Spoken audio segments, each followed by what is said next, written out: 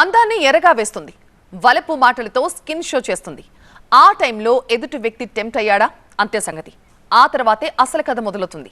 డబ్బులిస్తావా, నీ పరువుని బజార్ కీడ్చాలా అంటూ పచ్చనట్లు డిమాండ్ చేస్తుంది. ఇదే తరహాలో హనీ ట్రాప్ లో పడ్డ ఒక బాధితుడు విశాఖ పోలీసులను ఆశ్రయించడంతో ఈ కిలాడి గ్యాంగ్ బండారం మొత్తం బయటపడింది. అందమే పెట్టుబడి, సంపన్న వర్గాలే టార్గెట్. పక్కాగా ప్లాన్ చేసి ముగ్గులోకి దింపుతారు. టైం చూసి బెదిరింపులకు దిగుతారు. ఉన్నదంతా ఊడ్చేసి పరారవుతారు. విశాఖలో మరో హనీ ట్రాప్ దందా బయటపడింది. ఓ సంపన్న ఎన్ఆర్ఐ యువకుడిని టార్గెట్ చేసిన యువతి సోషల్ మీడియాలో అతడితో పరిచయం పెంచుకుంది.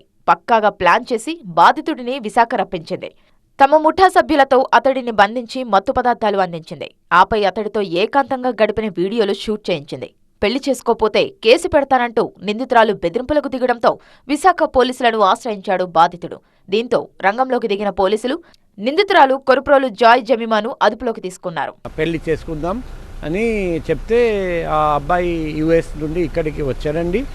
ఇక్కడ దిగగానే డాడీ మమ్మీ దగ్గరికి వెళ్ళనీయకుండా మాయా మాటలు చెప్పి సొంత హైదరాబాద్లో ఉన్న సొంత అపార్ట్మెంట్కి తీసుకెళ్లారండి. ఈ హనీ ట్రాప్ వెనుక పెద్ద ముఠా ఉందని గుర్తించారు పోలీసులు. ముందుగా ఈ ముఠా డబ్బున్న ఓ బకరాను సెలెక్ట్ చేసుకుంటారు. ఆపై తమ గ్యాంగ్ నుంచి అమ్మాయిని ఉసిగొలుపుతారు. ఆపై అసలు కథ నడిపిస్తారు. ఈ ముఠా చేతిలో మోసపోయిన 2 బాధితులు ఇప్పటికే పోలీసులను ఆశ్రయించగా మరింత మంది బాధితులు ఉండే అవకాశం ఉందంటున్నారు పోలీసులు. ఈ ముఠా చేతిలో మోసపోయిన వాళ్లు ధైర్యంగా ముందుకు వచ్చి ఫిర్యాదు చేయాలని కోరారు విశాఖ సిపి. ఒకటి వచ్చేసి టార్గెట్ సెలెక్ట్ చేయడం. టార్గెట్ ఎటువంటి వ్యక్తి ఇంతవరకు ఏం చేశారంటే మ్యారేడ్ పెళ్ళి జరిగింది అటువంటి డబ్బు గల వ్యక్తులను సెలెక్ట్ చేశారు. ఈ ఫస్ట్ టైం బ్యాచిలర్ డబ్బు గల మనిషిని సెలెక్ట్ చేయడం జరిగింది. ఈ మధ్య తరచూ హనీ ట్రాప్ అనే పేరు వినిపిస్తోంది. మొదట అమాయకుల్ని అందచందాలతో తమ వైపు లాక్కోవడం, ఆపై వాళ్ల న్యూడ్ వీడియోలు రికార్డ్ చేసి డబ్బులు డిమాండ్ చేయడం కామన్ గా మారిపోయింది.